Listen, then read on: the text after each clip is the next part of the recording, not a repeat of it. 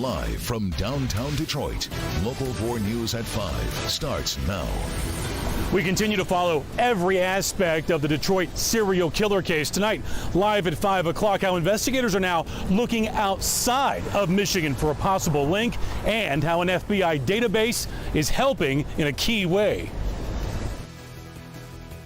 A 79-year-old woman robbed in broad daylight. Not very nice, but it does happen.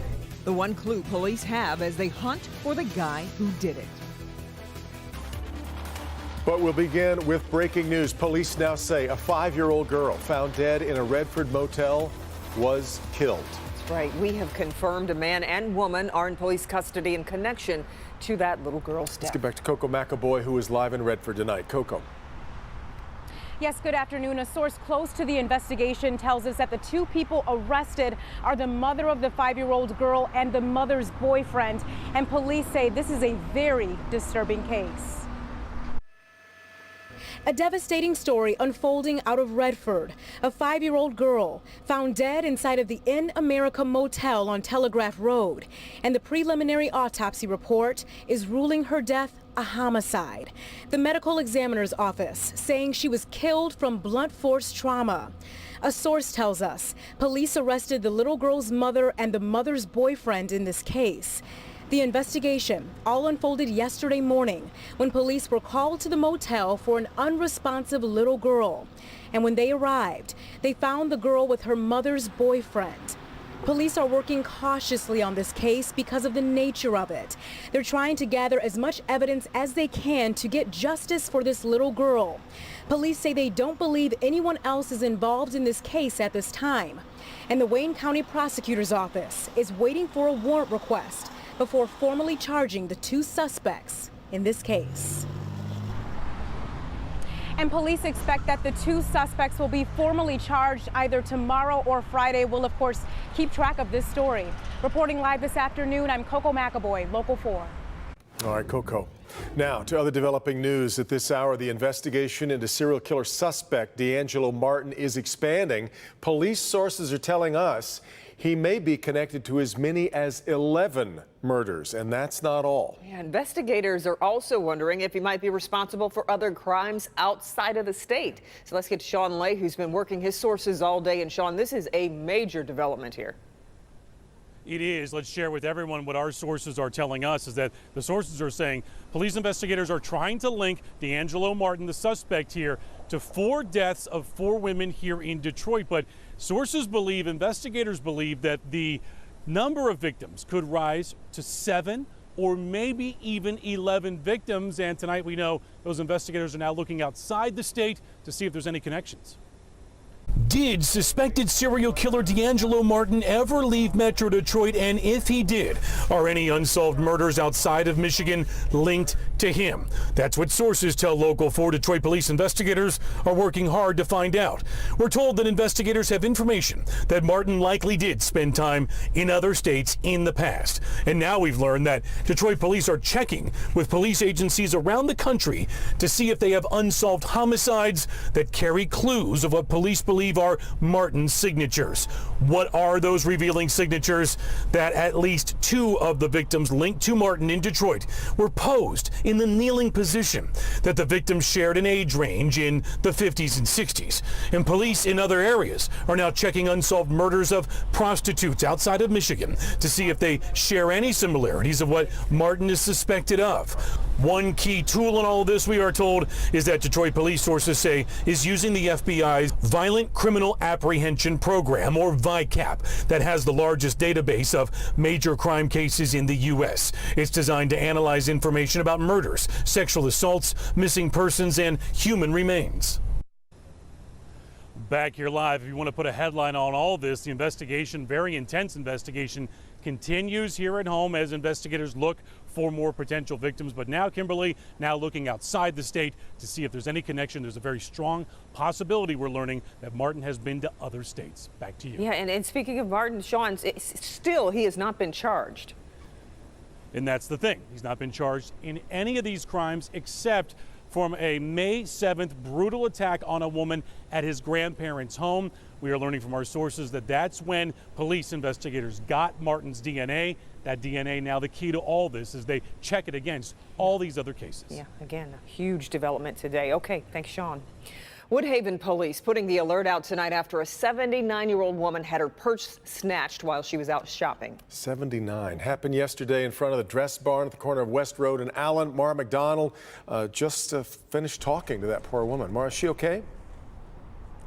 Well, Devin, here's the thing. So she's walking outside of this Dress Barn when this guy comes up to her, grabs her purse, throws her down. So she's got sort of road rash on her arms, and her shoulder is really bothering her. And as you might imagine, her children are furious. Angela Vassallo was going to meet up with her daughters when the thief struck. I'm sorry.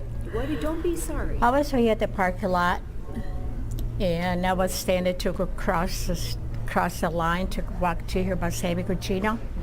So in the meantime, this man, I had my purse on my hand. He pulled my purse out and he dragged me on the floor, which I got cut here. Police say a heavy-set white guy in his 30s with slicked back hair jumped out of this silver SUV. They think it's a Ford Escape and grabbed Mrs. Vassallo's handbag, threw all 411 of her to the ground, and took off. Did he move really fast? Oh yes, he would right away ran.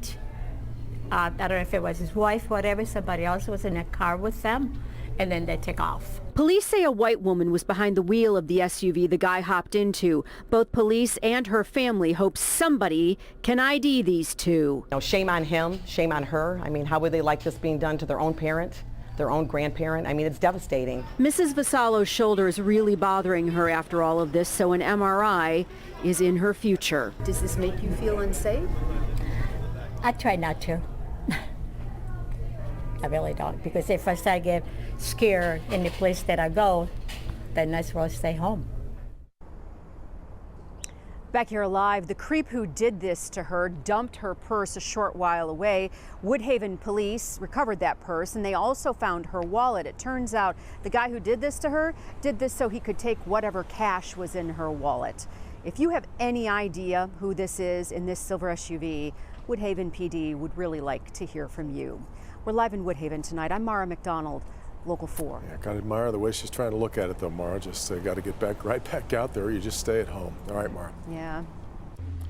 Okay, well, it all comes down to this, I guess. After a tough loss last night to Vanderbilt, the Wolverines are heading into a deciding Game 3 tonight at the College World Series out in Omaha. Bernie's here with us now. We kind of wondered if maybe this was where we were heading before even last night's game, because their ace was on the mound and he played exactly like exactly like we thought he might. They were throwing their backup ace tonight. Mason Hickman's pretty good, only giving up 3 runs and 3 hits in each of his last 5 starts. Tough. Too darn good. But tonight it's Game 3 of the best of 3 between Vanderbilt and Michigan. No tomorrow. One of these teams is going home with the College World Series tonight. We've got highlights of last night's 4-1 win by the Commodores. It was a difficult evening for reliever Jack Weisenberger. First of 2 wild pitches he had in this inning. That gave Vandy a 2-0 lead. They win at 4-1.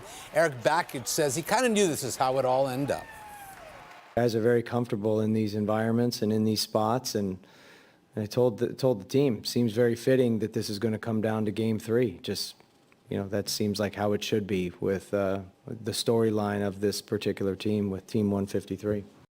All right, again, remember, Vandy is the 2nd seed in this tournament. No one thought Michigan would be anywhere near the position they're in for tonight.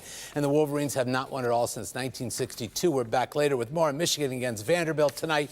By the way, that's a 7 o'clock start from Omaha. Yep. And they want to say it's so nice just to get here because we weren't expecting. I don't want to hear that. Yeah, once you're there, win the thing. Yeah, right. And they can do it. I believe they can do it. We'll see. Okay. We're going to ride your positive thinking. They can. So lots of good vibes to Omaha. All right, Bernie's back with more in a little bit. It was a perfect day for golf today, and plenty of local celebrities played in the Rocket Mortgage Pro-Am. That's right. Jerome Bettis and Red Wings, Danny, help me with this, Nick Kaiser and Jimmy Howard, among those out on the course. Lots of spectators turned out to take in the pre-tournament festivities. Big galleries are expected for this weekend as well, and it's actually beautiful, everything that they've done, not just to the course, but the neighborhood surrounding it. They've planted flowers out on 7 Mile. I wish it could stay like that. This is where all that rain pays off, right? Everything does look awfully lush. It looks Yeah. really nice, and we'd like to welcome all the folks in town for Exactly it, too. right. Yeah, great event. First time for it. We're just getting started on this busy Wednesday. Here's defender Karen Drew. Put your hands behind your back, palms up. A team of investigators tasked with an intense mission. We're trying to prevent acts of violence. The Parkland High School shooting, the Tree of Life Synagogue attack in Pittsburgh, Virginia Beach City building shooting. Who is working to try to keep these attacks from happening here? The Local 4 defenders take you inside the Threat Response Squad. Coming up. A big development on a Warren hit-and-run case off of Shaner. Now Warren PD saying the person who left the scene is a fugitive on the run. Dinner, cocktails, just about anything on the patio is going to be beautiful tonight. Plenty of sunshine and low humidity, but that is not the case tomorrow. We'll see what all comes back. And wait till you see this 4-zone forecast all in the next few minutes. Okay, Ben, but first, a Shelby Township woman left $1 million on a table, but the big story is how she got it back. That's coming up next.